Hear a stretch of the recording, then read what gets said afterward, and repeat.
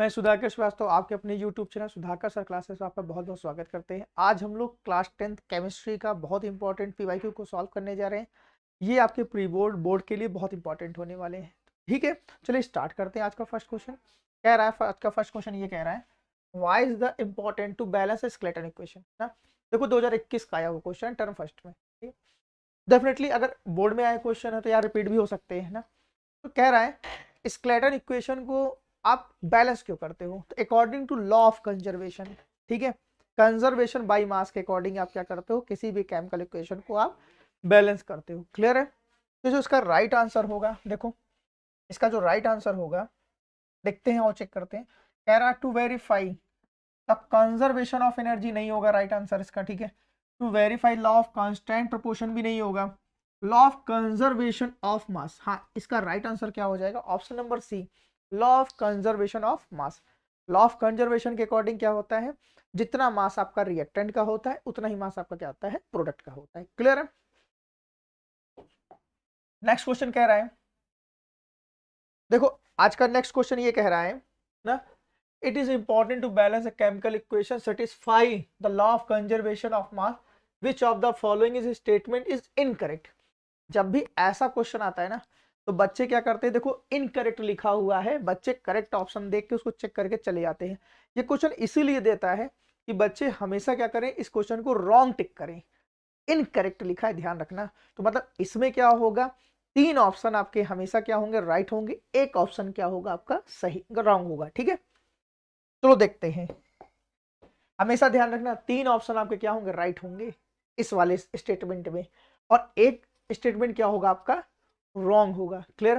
देखो कह रहा था total mass of the element present in the reactant is equal to the total mass of the product. ठीक है, यहां पे ये कह रहा है मास किसका, प्रोडक्ट का और रिएक्टेंट का क्या होगा, इक्वल होगा। लॉ ऑफ कंजर्वेशन अकॉर्डिंग होता ही है। ठीक है, सही है। ये कह रहा था number of atom of each element remain same before and after chemical reaction. हाँ डेफिनेटली सही है। देखो ऐसा नहीं है कि आपने हाइड्रोजन लिया है तो दूसरी तरफ आपका प्रोडक्ट में जाके नाइट्रोजन बन जाएगा, ऐसा नहीं होता है। अगर आपने हाइड्रोजन ही लिया है तो डेफिनेटली आपका वहां पे क्या होगा, हाइड्रोजन ही प्रेजेंट होगा। क्लियर है।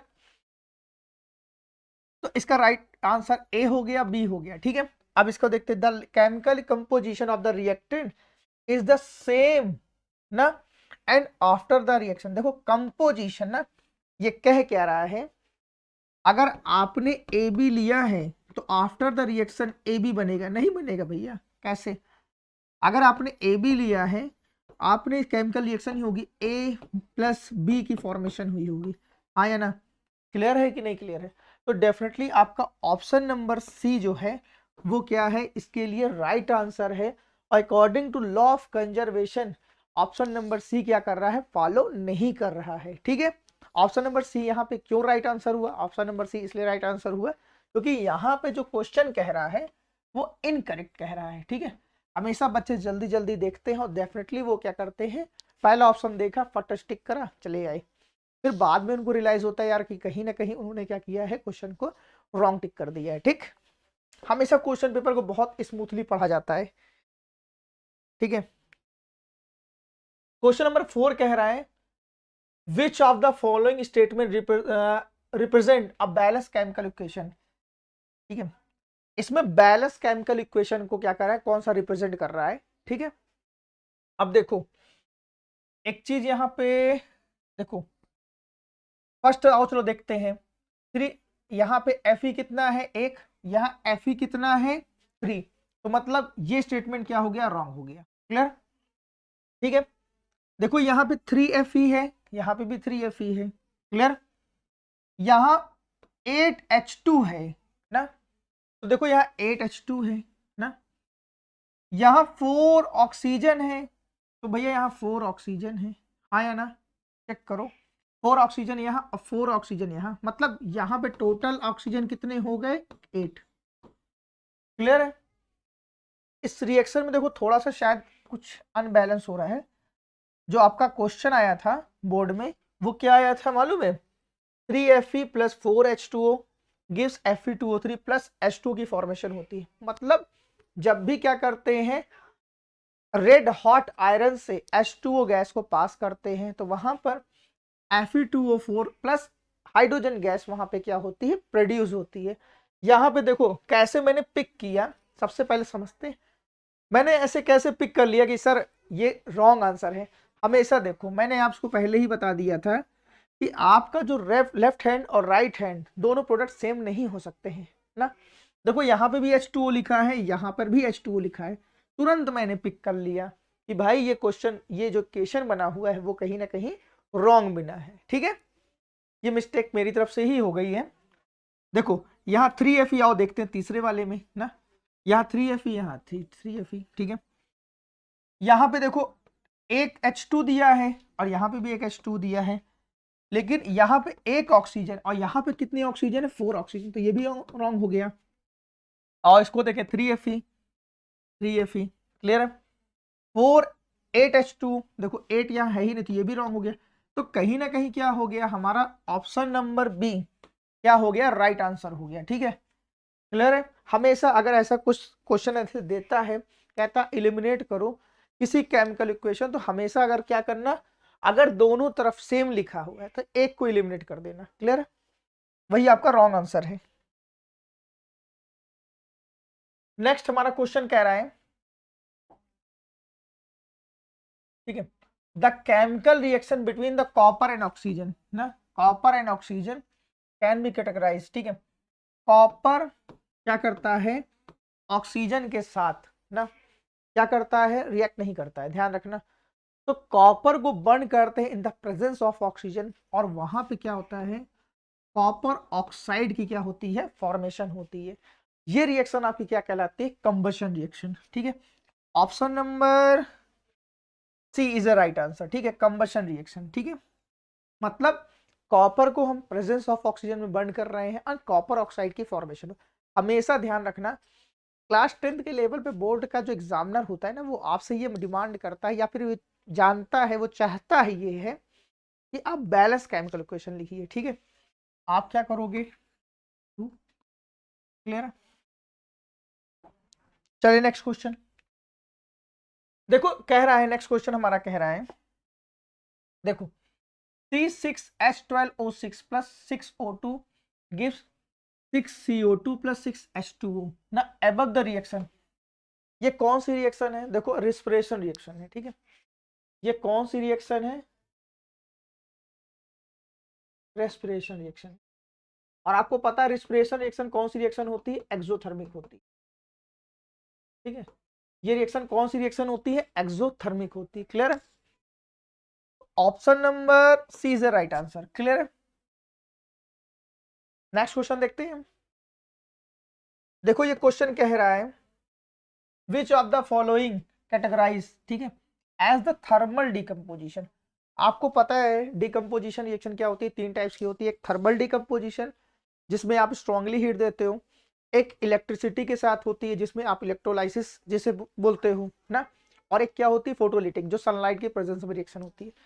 ठीक है, तो थर्मल डिकम्पोजिशन में अब देखो, अब पहले चलते हैं इस रिएक्शन में, समझते हैं कौन सी रिएक्शन है। ठीक है, H2O ना क्या हो रही है, ये इलेक्ट्रोलिटिक डिकम्पोजिशन है। ठीक है, क्योंकि आपने क्या किया है, वाटर में वाटर से क्या किया है, इलेक्ट्रिसिटी पास करके H2 प्लस O2 को सेपरेट किया है। ठीक है, AgBr और AgCl, AgBr और AgCl आपकी क्या है, फोटोलिटिक डिकम्पोजिशन है। ठीक है, और CaCO3 कैल्शियम कार्बोनेट को आप स्ट्रांगली हीट करते हो, देन वो कैल्शियम ऑक्साइड प्लस CO2 में क्या होता है, टूटता है, इज ए कॉल्ड का थर्मल डिकम्पोजिशन। ठीक है, आई होप इसका आपको ये क्वेश्चन समझ में आया होगा। इसमें कोई भी ऑप्शन दे सकता है। ठीक है, अब सपोज करो कोई, ये क्वेश्चन दिया क्यों गया है, बच्चे ने देखा कि सर थर्मल डिकम्पोजिशन, तुरंत देखा H2O भी क्या है, डिकम्पोजिशन रिएक्शन होती, तुरंत टिक मार के चला। थर्मल डिकम्पोजिशन को उसको यहाँ पे मतलब आना चाहिए यार, सारी रिएक्शन डिकम्पोजिशन रिएक्शन है, लेकिन thermal decomposition types of the decomposition में आ जाएगा। ठीक, फिर नेक्स्ट क्वेश्चन हमारा कह रहा है, रीमा टुक्स ना 5 ml ना of lead nitrate solution in the beaker. ठीक है, added to approximately 4 ml of the potassium iodide. ठीक है, हमेशा ध्यान रखना, अगर ऐसा क्वेश्चन ना हमेशा आपको क्या करता है, कंफ्यूज करता है। 5 ml दे दिया, 2 ml दे, जितनी भी ml दिया रहेगा कोई मैटर नहीं करता है, जितना भी ना क्वांटिटी दी होगी आप उसको इग्नोर कर दो। ठीक है, आप उसको इग्नोर करो, आप सिर्फ इतना पढ़ो, Reema took of lead nitrate solution. Lead nitrate solution उसने लिया, देखो PbNO3 का होल ट्वाइस ना, और कह रहा है एडेड टू अप्रोक्सीमेटली 4 ml, ठीक 4 ml को इग्नोर कर दिया, पोटेशियम आयोडाइड KI ना। क्लियर है? अब ये रिएक्शन बनेगी क्या आपको पता है, ये बनेगी क्या, PbI2 प्लस KNO3 ना, और ये तुम्हारी क्या एक्वस फॉर्म में होगी, और ये वाली जो रिएक्शन होगी वो तुम्हारी क्या होगी, PPT फॉर्म में। और ये PPT कैसे होगी, येलो फॉर्म में। ठीक है, कहने का मतलब अब PPT क्या होता है, PPT का मतलब आपको यही होता है कि insoluble particle present in a solution is called क्या, PPT रिएक्शन। ठीक है, हमेशा ध्यान रखना। तो कह रहा था सोल्यूशन रेड नहीं होगा यार, येलो PPT वाज फॉर्म, हाँ येलो PPT यहाँ पे क्या हो जाएगी, फॉर्म हो जाएगी। क्लियर है, हमेशा ध्यान रखना। बच्चे को इसलिए क्वेश्चन दिया गया है ये क्वेश्चन कि बच्चा देख के ही यार थोड़ा परेशान हो जाए। ठीक है, 5 ml ऐसा तो क्वेश्चन आप NCERT में गिवन ही नहीं है ना, तो हमेशा जितनी भी क्वांटिटी होगी आप उसको इग्नोर कर देना हमेशा। ठीक, नेक्स्ट क्वेश्चन कह रहा है, देखो देखो सब एकदम पैटर्न पे चल रहा है, सब 2021 का आया हुआ क्वेश्चन। A solution to the sodium sulphate ना, सोडियम सल्फेट Na2 ना SO4। ठीक है, in the test tube added the barium chloride BaCl2। क्लियर है, अब वहां पे क्या हो रहा है, आज जब इसको आप रिएक्शन कराओगे तो BaSO4 प्लस आपका क्या बनेगा, NaCl। ठीक है, और BaSO4 की आपकी क्या आएगी यहाँ पे, PPT आएगी, हमेशा ध्यान रखना। BaSO4 की क्या आएगी, PPT। अब PPT का मतलब क्या होगा, उसको आप नीचे एरो की तरफ क्या करोगे, रिप्रेजेंट कर दोगे। क्लियर है, नीचे एरो, अगर ऊपर रिप्रेजेंट करोगे तो डेफिनेटली वो किसको रिप्रेजेंट कर देगी, गैस को रिप्रेजेंट कर देगी। ठीक है, तो व्हाइट PPT ऑफ किसकी आएगी, BaSO4 की। ऑप्शन नंबर सी है क्या है यहाँ पे राइट आंसर है। क्लियर, नेक्स्ट क्वेश्चन कह रहा है a substance added to food containing fats and oil is called. देखो हमेशा ध्यान रखना, आप अपने फूड में क्या करते हो ना, किसी चीज को प्रिकॉशन लेने, किसी चीज को बचाने के लिए क्या करते हो, एंटीऑक्सीडेंट सब्सटेंस को क्या करते हो, ऐड करते हो, जिससे वो काफी टाइम तक क्या करे, चल जाए। क्लियर है, जैसे आप क्या करते हो अचार में से ना एस्टिक एसिड डालते हो ना, तो डेफिनेटली उसी तरीके से एंटीऑक्सीडेंट, हमेशा ध्यान रखना इसका यूज करते हो आप, एंटीऑक्सीडेंट। कह रहा what type the chemical reaction take place when the electricity is pass through the water.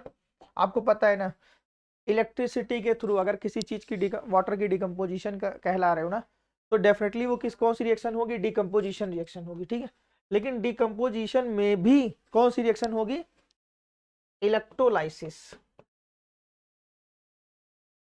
कौन सी, इलेक्ट्रोलाइसिस रिएक्शन होगी। ठीक है, क्लियर है, याद रखना। आई होप आपको वीडियो अच्छा लगा तो वीडियो को लाइक करिए, चैनल को सब्सक्राइब करिए। Thank you.